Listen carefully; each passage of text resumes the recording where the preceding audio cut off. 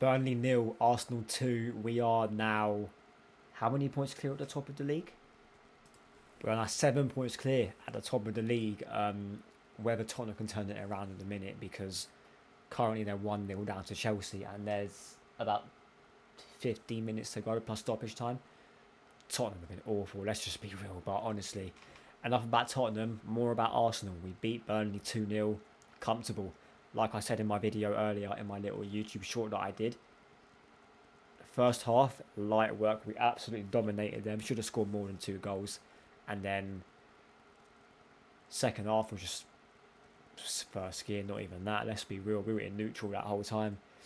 We didn't really do a great deal in that second half. But to be fair, we never really have to. And it was like we were reserving our energy in terms of just sitting our sort of mid to low blocks, mostly a mid block. And the late flurry that they had to, oh my god, it's going down between Spence and Cucurella. Anyway, the sort of late flurry they kind of had. There was one chance where they put it across the box and the header went over, and then the free kick towards the end, where I'm not too sure whether that went down as a shot on target. I have to have a look, because there's been sort of mixed results in terms of whether it's on the BBC, whether it's on the Premier League website.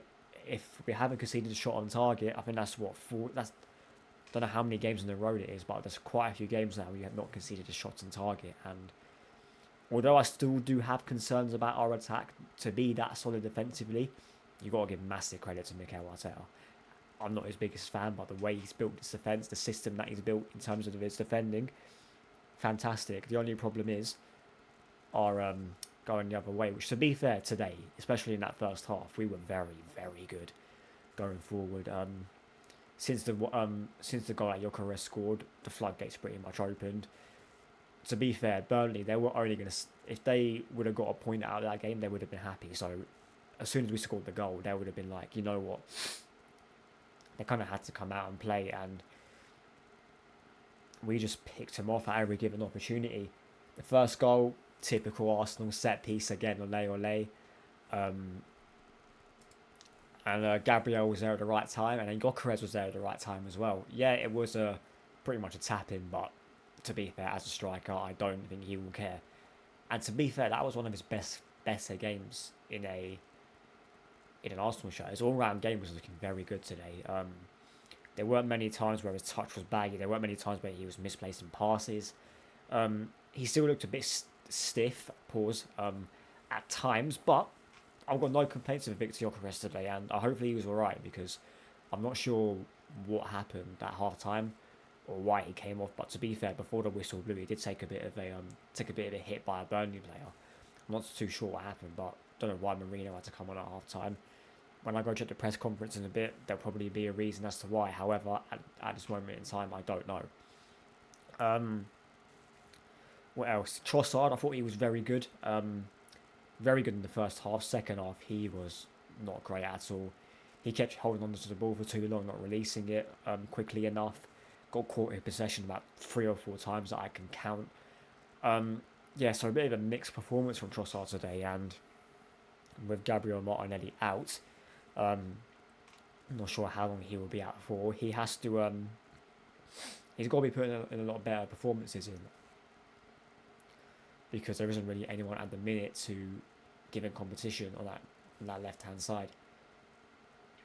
Bukayo Saka, he was horrible today. He was not good at all. When I said earlier we should have had a couple more goals at least, it was down to him.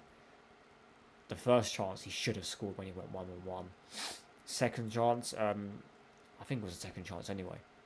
But there was the first chance he should definitely bagged, and then the other chance he probably should have bagged as well. Got to watch it back, but he did miss 2 very good chances today by his standards. Anyway, I think one was with his weak foot, to be fair, and one criticism I do have about Bukayo Saka is his weak foot finishing isn't the best.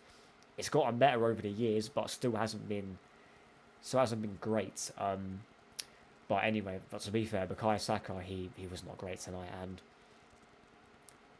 I think Noni Madueke being out, maybe he's feeling a little bit comfortable in terms of no one coming in to take his place. However, I think when Noni's back, he definitely needs to give himself a kick up the arse in terms of, right, I do have competition in this team. I need to get back on it. Whether he's fully fit or not, well, we don't know, let's be real. Because he hasn't been fully fit for God knows how long, but that's still not an excuse to put in that kind of performance today.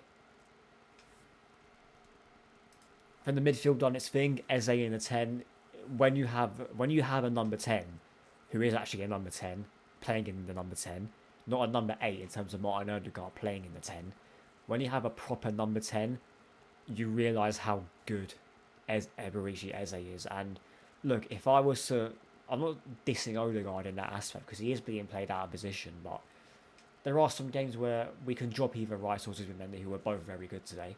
We can drop either of them two and play Odegaard in the 8 when he's back, and then play Eze as well. There are some games that we can do that, especially the games at home.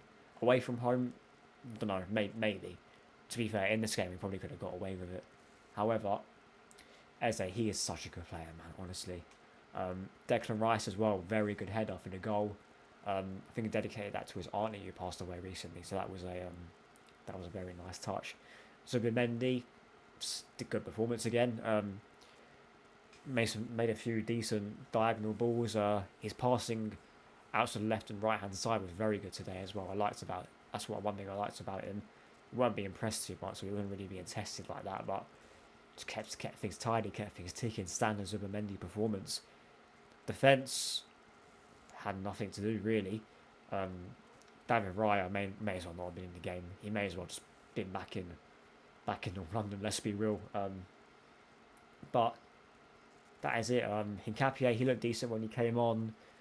Ethan, didn't really see a great deal of good from one area. Norgar came on, made a couple of defending, because we were mostly defending at that point, so there wasn't really much to report on in that aspect. But we did get the win, and that puts us 7 points clear. Like I said, at the moment it's still 1-0, 84th minute. It looks like Chelsea will see it out. If any team looks like they're going to score, probably Chelsea, because Tottenham's quality is so bad. But yeah, it is what it is. That is going to be it from me. Like, sub, and share the content around. And I think the Aston Villa vs Liverpool game's today, I think. Let's have a look. Yes, it's tonight at 8 PM. Let's see their starting 11. Marmadashvili in goal, Conor Bradley, Kanate, Van Dijk, Robertson, Gravenberch, McAllister, Szoboszlai, Salah, Gakpo, Ekitike. And they've got Florian Wirtz on the bench, Chiesa's on the bench, Trainioni's on the bench. Their bench ain't looking the best at all. Kirkes has been dropped, like I said, for Robertson.